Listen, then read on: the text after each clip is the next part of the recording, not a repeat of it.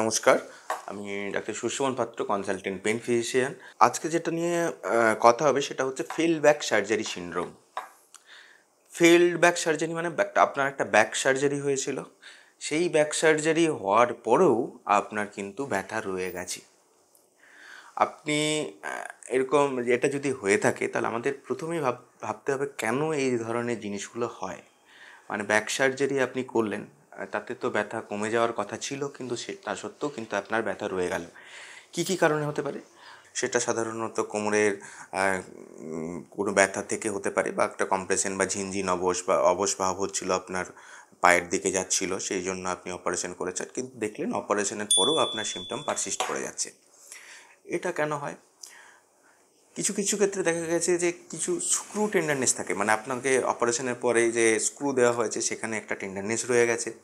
2 number, অপারেশনের পরে অনেক সময় ওই সব জায়গাতে, মানে অপারেশনের জায়গাতে অ্যাডহেশন তৈরি হয়ে যায়। সেই অ্যাডহেশনের থেকেও কিন্তু আপনার একটা পেন পারসিস্ট করে যেতে পারে। নেক্সট হচ্ছে যে আপনার অপারেশন করে দেওয়ার পর আবার নতুন কোনো জায়গাতে একটা সিমটম স্টার্ট হচ্ছে, বা নতুন কোনো জায়গাতে একটা প্রবলেম শুরু হচ্ছে, বা হচ্ছে যে আপনার যখন অপারেশনের আগে যখন অ্যাসেসমেন্টের ক্ষেত্রে আপনার পেন জেনারেটরে অ্যাসেসমেন্ট, যে জায়গাতে আপনার অ্যাকচুয়াল পেন জেনারেট করছিল সেটা না হয় অন্য জায়গায় একটা পেন জেনারেটর আপনাকে অ্যাসেস করা হয়েছে।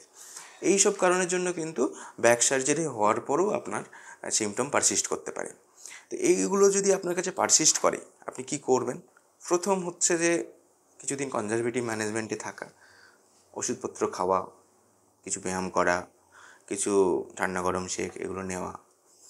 তারপরেও যদি সিমটম পারসিস্ট করে, দেখেন যে ব্যথা থেকেই যাচ্ছে, তাহলে কি করতে হবে? এই যে অ্যাকচুয়াল পেন জেনারেটর কী, মানে কী কারণে আপনার ব্যথাটা হচ্ছে সেটা আইডেন্টিফাই করা খুব ইম্পর্ট্যান্ট। কোনো জায়গায় স্ক্রুতে একটা টেন্ডারনেস রয়েছে, সেখানে সেই টেন্ডার পয়েন্টে আপনাকে ইনজেকশন করা, বা হচ্ছে আপনার পরবর্তীতে কোনো একটা জয়েন্ট এফেক্টেড হয়েছে, বা কোনো একটা রুট আরেকটা জায়গাতে কোনো একটা পেনের নতুন জেনারেটর তৈরি হয়েছে, সেই জায়গাকে ঠিকঠাক করে আইডেন্টিফিকেশন করে সেই জায়গাতে টাইমলি ইন্টারভেনশন করা। এটাই হচ্ছে একটা উপায়। এবং অনেক নতুন নতুন মডালিটি এবং মডার্ন মডালিটিস অফ ট্রিটমেন্ট এসছে, তাতে কিন্তু আপনি এই জায়গা থেকে অনেক রিলিফ পাবেন।